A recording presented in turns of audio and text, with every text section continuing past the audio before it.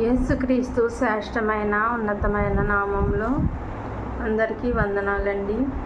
దేవాది దేవుని మహాకృపను బట్టి ప్రతి ఒక్కరికి నా ప్రత్యేకమైన వందనాలు తెలియజేస్తూ ఉన్నాను. ఈ వాక్యాన్ని అనేక మందికి షేర్ చేయమని అడుగుచున్నానండి.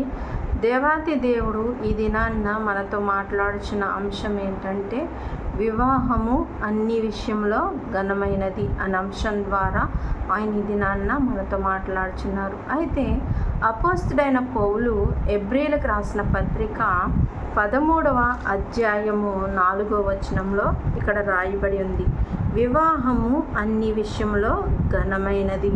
మరి దేవాతి దేవుడు ఈ దినాన్న మనతో మాట్లాడుచున్నారు. దేనికోసమండి? వివాహం కోసమంట. ఈ వివాహము ఎలాంటిదని దేవుడు మనకు తెలియజేస్తున్నారంటే, మరి వివాహము అన్ని విషయంలో ఘనమైనదిగా దేవుడు ఎంచినట్లుగా చూస్తూ ఉంటున్నాం.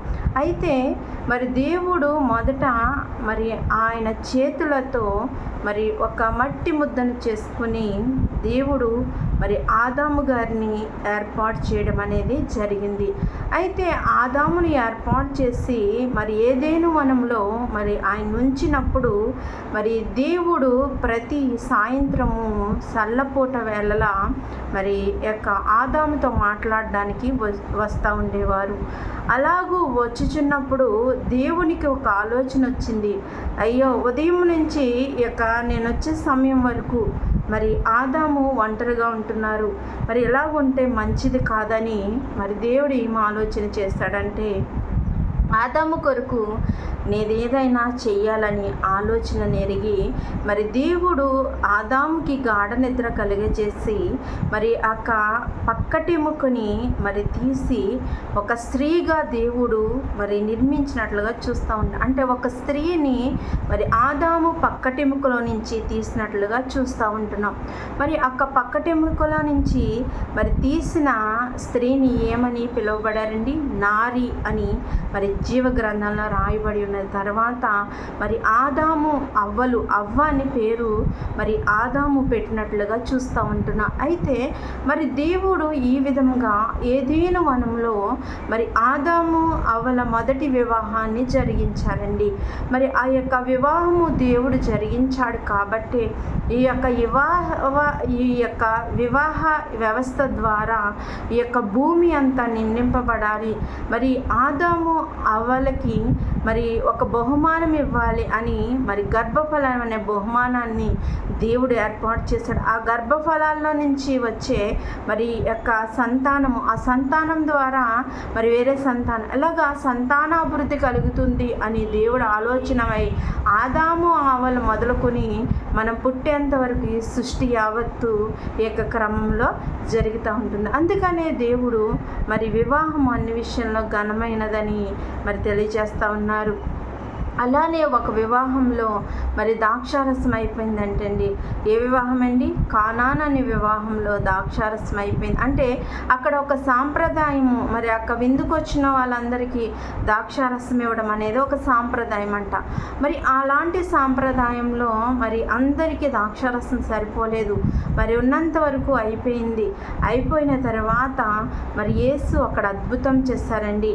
ఏం అద్భుతం చేశారంటే, నీటిని ద్రాక్షారసముగా మార్చి మరి అక్కడున్న అందరికీ కూడా సరిపోయేటట్లుగా దేవుడు మరి అక్కడ అద్భుతం చేసి కానాను వివాహము మరి ఎటువంటి ఆటంకము లేకుండా దేవుడు జరిగించాడు. అంటే దేవుడు మన యొక్క కుటుంబంలో మనలో ఉంటే ఏమి మనం తలపెట్టినా కూడా అది ఎన్ని ఆటంకములు వచ్చినా కూడా దేవుడు ఎలా చేస్తాడు?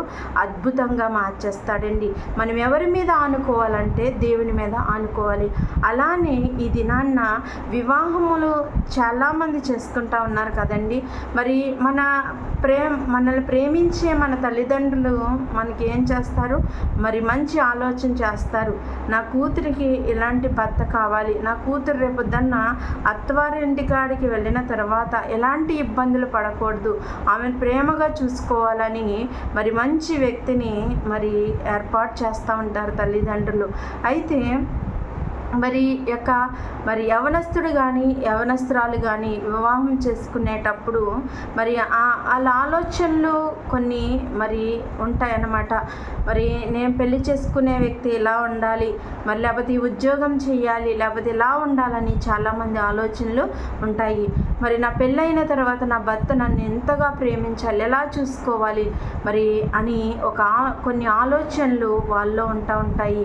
కానీ ఆలోచన మరి దేవుని యొక్క కృప లేకపోతే మనం ఎన్ని ఆలోచించుకున్నా, మనం ఎన్ని ఆలోచనలు చేసినా కూడా ఏమీ జరగవండి. దేవుని యొక్క కృప మన పట్ల ఏదైతే అదే జరుగుతుంది. కావాలని మన యొక్క జీవితాన్ని మనం నాశనం చేసుకుంటే తప్ప మరి దేవుని కృప ఉన్న ఒక్కరి జీవితాలు మరి నాశనం కావు. ఈ దినాల్లో మన తల్లిదండ్రులు మన మంచి కోరి మనకి మరి వివాహం చేయాలని ఆశపడుతూ ఉంటారు. కానీ ఈ దినాల్లో చాలామంది యవనస్తురాలు ఏం చేస్తూ ఉంటున్నారంటే తల్లిదండ్రులకి లోపడకుండా మరి ప్రేమ వివాహాలు చేసుకుంటూ ఉన్నారు. మరి ప్రేమ వివాహం చేసుకున్నప్పుడు మరి తల్లిదండ్రుల్ని మరి ఎంతగా వారు నిర్లక్ష్యం చేస్తూ ఉన్నారో, తల్లిదండ్రుల మాటకి మరి ఎదురు చెప్పి మరి వాళ్ళ మాట పెడచెవిన పెట్టి ఇది మంచిది కాదు, ఇలాగ చేసుకోకన్నా కానీ మరి అలాంటి వివాహాలు చేసుకుని తర్వాత వాళ్ళ యొక్క జీవితాలని నాశనం చేసుకున్న వారు చాలామంది ఉన్నారండి. ఎందుకంటే చాలామంది జీవితాలు పాడైపోతున్నాయి. మరి వివాహ వ్యవస్థ అనేది కరెక్ట్గా ఉండాలంటే మన తల్లిదండ్రులు మన మంచి కోరి మరి వివాహం చేస్తూ ఉంటారు. కాబట్టి వాళ్ళు మనకి ఏదైతే మరి ఎన్నుకుంటున్నారో దాన్ని మనం ఇష్టపడే వారికి ఉండాలి. మన ఇష్టానికి మనం వెళ్ళామనుకోండి, మన జీవితాన్ని కోల్పోయి మనం ఒంటరి స్థితిలోనికి వచ్చేస్తూ ఉంటాం. మరి అలాంటి స్థితిలో చాలామంది ఇది యవనస్తులు తన జీవితాలు పాడు చేసుకుంటున్నారు. ఒక యవనస్తురాలు మరి ప్రేమించే అబ్బాయి కానివ్వండి, ప్రేమించే అమ్మాయి కానివ్వండి, ఏం చెప్తారంటే నువ్వంటే నాకు ప్రాణం, నువ్వు లేకపోతే నేను లేను, నేను ఎంతగా ప్రేమిస్తున్నానని వాళ్ళ మాటల ద్వారా ఎంతో ప్రేమను చూపిస్తారండి. అది మొదట ప్రేమ అంటే మరి వివాహం జరిగిన తర్వాత ఆ ప్రేమ వాళ్ళు ఎంత మాత్రమో మరి ఉండదు. ఎందుకంటే వాళ్ళ మధ్యన చికాకులు, గొడవలు, ఇబ్బందులు పడి అనేక మంది విడిపోతూ ఒంటరి బ్రతుకుతూ ఉన్నారు. ఇటు తల్లిదండ్రులు రాలేక, అక్కడ కట్టుకున్న వ్యక్తి దగ్గర ఉండలేక ఎన్ని హింసలు పడుతూ ఉన్నారో మరి వాళ్ళు ఒంటరి బ్రతుకైపోతుంది. మరి అందుకని అలాంటి మరి ప్రేమ వైపు మీరు మళ్ళీ మరి దేవుడు ఏర్పాటు చేసిన వివాహాన్ని నిర్లక్ష్యం చేసి మీ సొంతానికి మరి ప్రేమించి వివాహాలు చేసుకుంటున్న వారందరూ కూడా మరి జాగ్రత్తగా ఉండాలని దేవుడి దినాన్న మనల్ని హెచ్చరిస్తూ ఉన్నాడండి. మరి ప్రేమించేంతవరకు బాగానే ఉంటుంది, వివాహం చేసుకున్న కొన్ని దినాలు బాగానే ఉంటుంది, ఆ తర్వాత జీవితం మొదలవుతుందండి. ఎందుకంటే మరి ప్రేమిస్తారు కాబట్టి మరి ఒకరి ఇష్టాలు ఒకరేంటో తెలుసుకుంటారు, వాళ్ళు ఎలా మాట్లాడుతున్నారో, ఎలాగుంటున్నారు ఏంటి అన్నీ తెలుసు. కాబట్టి మరి ఒక స్త్రీని మరి వివాహం చేసుకున్న తర్వాత మరి వాళ్ళు తప్పుడుగా మాట్లాడతారండి చాలామంది. నాతోనే ఈ విధంగా నువ్వు నన్ను ఇష్టపడ్డా, ఇంకా నాకు ముందు ఎవరినైనా ఇష్టపడలేదా అని మాటలు కూడా వస్తూ ఉంటాయి. కాబట్టి మనం జాగ్రత్త కలిగి మరి మనం ఎన్నుకునేవారు మరి అన్ని విషయాలు తెలుసుకుని ఆ యొక్క వ్యక్తిత్వం ఎలాంటిది, తన మెంటాలిటీ ఏ విధంగా ఉంది, తన ఆలోచన ఏ విధంగా ఉందో మరి అన్నీ గ్రహించుకుని మరి వివాహం చేసుకునేప్పుడు చాలా ఆలోచన కలిగి, చాలా జాగ్రత్త కలిగి ప్రతి యవనస్తురాలు వివాహం చేసుకోవాలని ఈ దినాన దేవుడు తెలియజేస్తూ ఉన్నారు. చాలామంది అండి మరి ప్రేమించిన వారిని చూస్తూ ఉంటాము. మరి పక్కన స్నేహితుల దగ్గర ఉన్న, తల్లిదండ్రుల దగ్గర ఉన్న ఆ ప్రేమించిన వ్యక్తి ఫోన్ చేశాడనుకో మరి ఎవ్వరికి వినపడకుండా ప్రశాంతంగా సైలెంట్గా ఉండే చోటికి పరిగెట్టుకుని వెళ్ళిపోయి మాట్లాడుతూ ఉంటారు. ఎందుకు మాట్లాడుతున్నారు అని వాళ్ళని ప్రశ్నించామనుకోండి మరి ఎవరి దగ్గర ఉండకూడదు, ఎవరితోనూ మాట్లాడకూడదు, ఎవరి దగ్గరికి వెళ్ళకూడదు అని వాళ్ళకు కొన్ని కండిషన్లు పెట్టుకుంటూ ఉంటారంట. అలాంటి రీతిగా ఎవరైతే మనల్ని మరి ట్రీట్ చేస్తున్నారో అలాంటి వారిని మనము ఆలోచనలు మనం ఎరిగి మరి మనము ఆ యొక్క జీవితంలో భాగస్వామిగా ఉండకముందే మన స్నేహితులకి మనము ప్రేమించే వారందరికీ దూరంగా ఉండమని చెప్తున్నారు. మరి తన యొక్క జీవితంలోనికి నీవు వెళ్ళిన తర్వాత మరి నీ జీవితం ఏ విధంగా ఉంటుంది, మరి నీ తల్లిదండ్రుల యొద్దకైనా మరి రానిచ్చే స్థితి నీకు కలుగుతుందా? ఒకసారి ఆలోచించండి. కాబట్టి వివాహము అన్ని విషయంలో ఘనమైనది. ఆ వివాహాలు చేసుకున్నప్పుడు మరి దయచేసి 2 చేతులు జోడించి మిమ్మల్ని మరి ప్రాధేయపడుతున్నాను. మీ వివాహం చేసుకునేటప్పుడు చాలా జాగ్రత్త కలిగి, చాలా ఆలోచన కలిగి, ఒక మంచి నిర్ణయంతో మరి వివాహాలు చేసుకోవాలని ఇది ఆయన మనకి తెలియజేస్తుంది. ఎందుకంటే చాలామంది యవనస్తులు వాళ్ళ యొక్క జీవితాలు పాడు చేసుకుంటున్నారండి. కళ్ళెదురంగానే వాళ్ళ జీవితాలు మరి పాడైపోతుంటే, మరి వివాహం చేసుకుని వాళ్ళు ఒక నెల రోజులు కూడా కలిసి జీవించలేకుండా విడిపోయి మరి తల్లిదండ్రుల యొద్దకు వచ్చేసి విడాకులు తీసుకుని మరి అలా చేస్తూ ఉంటున్నారు. అది దేవునికి అవమానమే. మరి అలాంటి వివాహాలు కాదండి. దేవుడు మన కొరకు మరి ఒక జతని ఏర్పాటు చేస్తాడు. అది దేని ద్వారా అంటే మన తల్లిదండ్రుల ద్వారా మంచి జీవితాన్ని మనకి ఇస్తూ ఉంటారు. అది గ్రహించుకుని మన తల్లిదండ్రులు మనకి మంచి చేస్తారని, మన తల్లిదండ్రులు మనకి చేసే మరి మంచిని మనం గ్రహించుకునేవారు ఉండాలని ఇది ఆయన తెలియజేస్తూ ఉన్నారు. చాలామంది మరి నువ్వంటే నాకు ఇష్టమును, లేకపోతే నేను బతకలేను, మరి చిన్న తల్లి, బంగారు తల్లి ఇలాంటి మాటలు మాట్లాడుతూ ఉంటారు. అవన్నీ కొద్ది రోజులు మాత్రమే. మరి వాళ్ళ జీవితాలు వాళ్ళు జీవించుకుంటారు. మరి వాళ్ళు వేరే వివాహం చేసుకుంటారు. వాళ్ళ జీవితాలు వాళ్ళు జీవిస్తూ ఉంటారు. వాళ్ళ కుటుంబంతో కలిసి సంతోషంగా ఉంటారు. మరి వాళ్ళకి పిల్లలు పుడతారు, వాళ్ళతో సంతోషంగా ఉంటారు. అలాగూ వాళ్ళ జీవితాన్ని కొనసాగిస్తారు. కానీ నష్టపోయేది ఎవరో తెలుసా? సహోదరుడా, సహోదరి, నీవు, నేను. అంటే మనం తీసుకునే ఒక నిర్ణయం మన జీవితాన్ని నిర్ణయింపబడుతుంది. కాబట్టి మన జీవితాలు పాడైపోకుండా మరి మనము ఒంటరి వారుగా కాకుండా ఉండాలంటే మరి తల్లిదండ్రులకు లోబడి, తల్లిదండ్రులు మరి చేసే వివాహాలు ప్రతి ఒక్కరూ చేసుకోవాలని ఇది ఆయన తెలియజేస్తూ ఉన్నారు. ప్రేమ శాశ్వతమైనది కాదండి. లోకం అనే ప్రేమ, మరి ఎవరి ప్రేమ శాశ్వతం అంటే దేవుని ప్రేమ. మరి శాశ్వత ప్రేమతో ప్రేమించే దేవుడు కాబట్టి మనకి ఏది మంచి, ఏది చెడు అనేది దేవుడు మన పట్ల జరిగిస్తూ ఉంటారు. ఈ దినాల్లో మరి ప్రేమ వివాహాలు చేసుకుని వాళ్ళ జీవితాలను పాడు చేసుకున్న వారు చాలామంది ఉన్నారు. వారినైనా గ్రహించుకొని ఈ యొక్క ప్రేమ అనే మైకంలోనికి వెళ్ళిపోకుండా మరి నా తల్లిదండ్రులకి నేను లోబడి, నా తల్లిదండ్రులు ఏదైనా నాకు మంచి చేస్తారు, నా తల్లిదండ్రులు చేసే సంబంధమే నేను చేసుకోవాలని మరి ప్రతి ఒక్కరు నిర్ణయించుకుని ఆ తల్లిదండ్రులకి అవకాశం ఇచ్చేవారు ఉండాలని ఇది నేను మీ అందరికీ తెలియజేస్తూ ఉన్నానండి.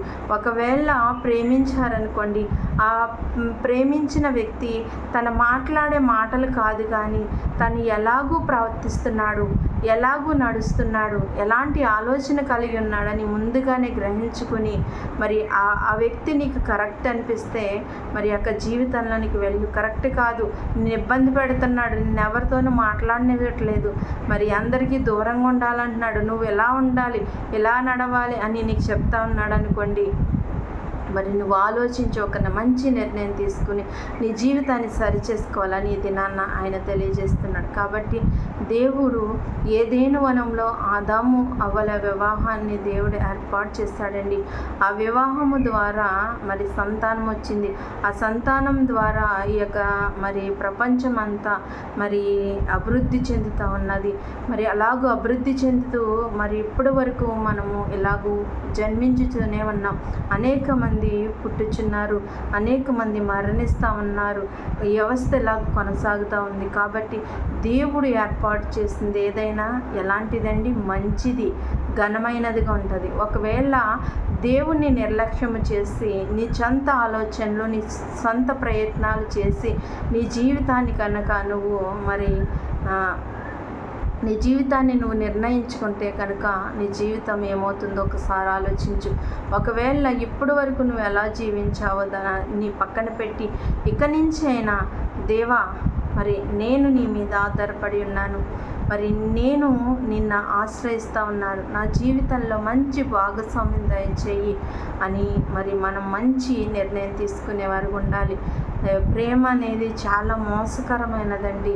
మరి ఆ ప్రేమలో పడి అనేక మంది కుటుంబాలు కూల్చేసుకుంటూ ఉన్నారు, అనేక మంది జీవితాలు పాడు చేసుకుంటూ ఉన్నారు. అలాంటి జీవితాలు కాకుండా మనం ఉండాలంటే మంచి నిర్ణయం తీసుకుని మరి మన యొక్క తల్లిదండ్రులు మనకి ఏదైతే చేస్తున్నారో అది మంచిదని గ్రహించుకునే వారిగా ఉండాలి. ఈ దినాన్న ఒంటరిగా బ్రతికేవారు చాలామంది ఉన్నారండి. ఎందుకంటే మరి తల్లిదండ్రులు వాళ్ళ యొక్క జీవితంలో మంచి ఆలోచించి మరి వివాహం చేస్తే ఆ వివాహం వద్దనుకుని నిర్లక్ష్యం చేసుకుని మరి వచ్చేస్తూ ఇష్టమైన వారితో మరి బంధాలు ఏర్పాటు చేసుకుని వాళ్ళు విడిచిపెట్టిన తర్వాత మరి ఆ ఒంటరి జీవితం చాలా బాధను కలిగిస్తుంది. ఒంటరితనం అనేది చాలా బాధాకరం కదండి. వివాహం చేసుకునే ప్రతి ఒక్కరు అనుకుంటారు, నా భర్తతో నేను ఎలా ఉండాలి, నా పిల్లలతో ఎలా ఉండాలి, నాకు పిల్లలు ఉండాలి, నాకు భర్త ఉండాలి, నాకు ఒక కుటుంబం ఉండాలని ఆశపడుతూ ఉంటారు. ఆశపడిన ప్రతి ఒక్కరి జీవితంలో అది జరగదండి. మరి ఎందుకంటే ప్రతి ఒక్కరు ఆశపడతారు, కానీ ఆ ఆశ కొంతమంది యొక్క జీవితంలో నెరవేర్చబడుతుంది. మరి ఎవరి జీవితం ఏ విధంగా నిర్ణయింపబడుతుందో తెలియదు. కాబట్టి మరి ఈ దినాన్న ఆయన వివాహం కోసం మరి గొప్పగా తెలియజేస్తూ ఉన్నాడు. వివాహం అన్ని విషయంలో ఘనమైనది. అలాంటి ఘనమైన వివాహాలు మరి యొక్క భూమి మీద జరగాలని మరి ఎవరికి ఇష్టం వచ్చిన రీతిగా వారు చేసుకోవడం కాదు, దేవుని మీద ఆధారపడి తల్లిదండ్రుల మీద ఆధారపడి తల్లిదండ్రులు ఏదైతే మనకి నిర్ణయించారో దానికి మనం లోబడి జీవించేవారుగా ఆ యొక్క ఘనమైన వివాహాలు మరి అనేక మంది యవనస్తురాలు జీవితాల్లో జరిగి ఉండడానికి పరిశుద్ధాత్మ వాక్యము ప్రతి ఒక్కరి జీవితాల్లో ఫలింపచేయునుగాక. ఆమేన్. అందరికీ వందనాలు. ప్రార్థన. మహోన్నతుడా, మహిమగల రాజా, సర్వోన్నతుడా, నీకు వందనాలు. ఈ దినము తండ్రి నాయన అనేక మంది వారి యొక్క జీవితాన్ని కోల్పోతూ ఉన్నారు ప్రభా. ప్రేమ అనే వివాహాలు చేసుకుని తండ్రి నాయన ప్రభా, మరి ప్రేమించిన వాడు నాయన ప్రభా చూడలేకుండా తండ్రి, ఏ పని లేకుండా తండ్రి నాయన భార్యను పోషించలేని బ్రతుకుచున్నప్పుడు తండ్రి నాయన ప్రభా, మరి నాయన ప్రేమించినప్పుడు ఆ యొక్క ప్రేమ నాయన మరి నాయన విడిచిపెట్టి ప్రవర్తించుచున్నప్పుడు తండ్రి నాయన ఎంతోమంది వాళ్ళ యొక్క జీవితాన్ని పాడు చేసుకుని తండ్రి నాయన ప్రభా వివాహము చేసుకుని నెల రోజులు కూడా జీవించకుండా వారి మధ్యలో వివాదాలతో కక్షలతో నాయన విడిపోయి వాళ్ళ యొక్క జీవితాన్ని పాడు చేసుకుని ఒంటరిగా బ్రతికేవారు అనేక మంది ఉన్నారు ప్రభా. ప్రతి యొక్క మరి జీవితంలోనూ తండ్రి నాయన కొన్ని ఆశలు నాయన కోరికలు ఉంటాయి ప్రభా. నాయన నా భర్త నన్ను ఎలా చూసుకోవాలి, లేకపోతే నా బిడ్డలతో నేను ఎలా ఉండాలి, నాకంటూ ఒక కుటుంబం ఉండాలని తండ్రి నాయన అనేక మంది ఆశపడతారు ప్రభా. ఆశపడిన ప్రతి ఒక్కరి జీవితంలో అలాంటివి జరగవు. కానీ తండ్రి నాయన నీ చిత్తము నీ యొక్క సంకల్పం ఉన్న చోటే జరుగుతాయి ప్రభా. నాయన వివాహం అన్ని విషయంలో ఘనమైనది అంటున్నా తండ్రి నాయన. ఈ లోకంలో తండ్రి నాయన అలాంటి ఘనమైన వివాహాలు జరిగించండి. ఏదేను వనమందు ఆదాము అవ్వల వివాహాన్ని ఏ విధంగా అద్భుత రీతిగా జరిగించావో, కానాను ఆ యొక్క విందులో వివాహాన్ని ఏ విధంగా మీరు జరిగించారో అట్టి వివాహాలు లోకంలో జరగడానికి కృప చూపించండి. ఇష్టానుసారంగా ప్రవర్తించి ఇష్టానుసారంగా చేసుకునేవారుగా కాకుండా నీకు లోబడి నీకు విధేయత చూపించేవారుగా ఉండడానికి కృప చూపించమని ప్రభా యొక్క చిన్న ప్రార్థన సన్నిధానం చేర్చుకోమని నజరేయుని యేసు నామములో అడుగుచున్నాను తండ్రి. ఆమేన్. అందరికీ వందనాలు.